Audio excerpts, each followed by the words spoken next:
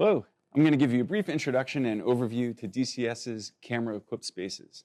DCS has several camera-equipped spaces on campus. They all include a camera that's located either at the back of the room or mounted to a projector in the ceiling. They also include lavalier microphones that instructors can put on and wear in order to capture their audio. Our camera-equipped spaces can typically be used in various ways. The first is to stream audio, video, and/or content in or out of a classroom. When we use the word stream, we mean that we're talking about one-way transmission of a class. If you want to have two-way back and forth with you and your students, then you want a video conference, which we have portable equipment and additional spaces that can allow you to do so.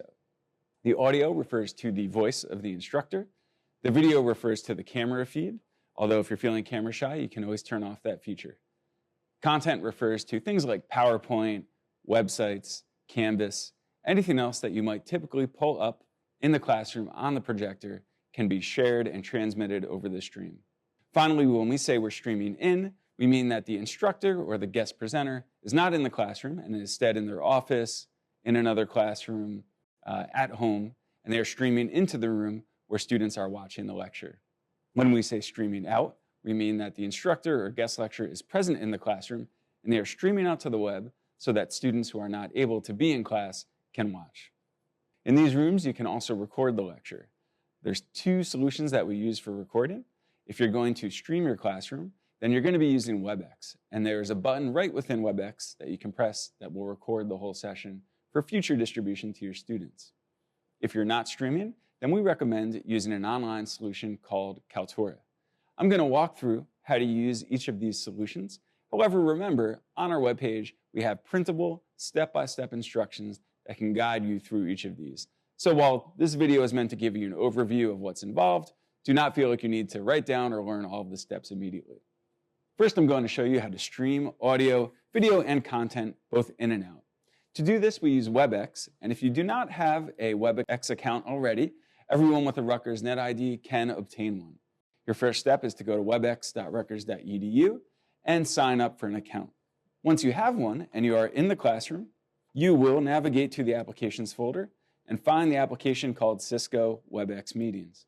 When you click on that, you may get some pop-ups asking you if you want to do updates or be able to use a microphone. You can simply press OK to advance through them. You're going to be prompted for your Rutgers NetID login. I've already logged in, but use the same login that you use at the podium. If it asks you for your domain, it is simply rutgers.webex.com. Then you're going to choose to start a meeting. It's going to show you a preview of your camera, and it is also going to show you your microphone options. These are already set to go in the classroom, so you can simply press Start a Meeting. Now your meeting is live. An additional step you might want to take is to share content. You can do that by pressing the Share Content icon, which is the third one from the left, and choosing the content you wish to share. I am currently sharing Google Chrome because I am using a presentation that I made there. The next thing you might want to do is go up to Meeting and Participant in the menu and choose to invite and remind anyone you wish to. Here, if you have specific people that you want to be able to join the meeting, you can type in their email address and have it sent to them. Another solution is to have this email sent to yourself. When you get that email, there'll be a hyperlink within there, and you can post that to your students via email or on Canvas. At your WebEx portal, you can also schedule these meetings well in advance. So you can use the calendar feature to create these sessions, which will give you links, and you can invite your students to them. If you want to record a streaming session, you would simply press the red button, which is the fourth one from the left. That recording will be available to you in webex.rutgers.edu for future editing or for dissemination to your students. If you're not streaming and you want to use Kaltura, there are two ways to access it, which we detail in our instructions. The first is by going to Canvas, My Media, and choosing to make a Kaltura recording. The second is by going to rustream.rutgers.edu and logging in with your NetID and choosing Add New Kaltura Capture. I'm currently using this tool to make this video, and when you do so, a pop-up window will appear asking you to choose your camera, your content, and your audio, similar to WebEx, and then giving you the option to start your recording. If you use Canvas, this recording will live in Canvas in your My Media library. And if you use RUStream, you will see it there in your library. Just like with WebEx, you can then edit that video, do things like add captions or quizzes, and share it with your students.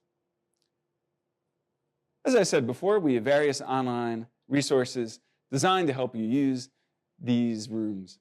If you visit our webpage, dcs.rutgers.edu/synchronous spaces, you can learn about what rooms have this capability and find the printable instructions I referred to earlier that can help you use them.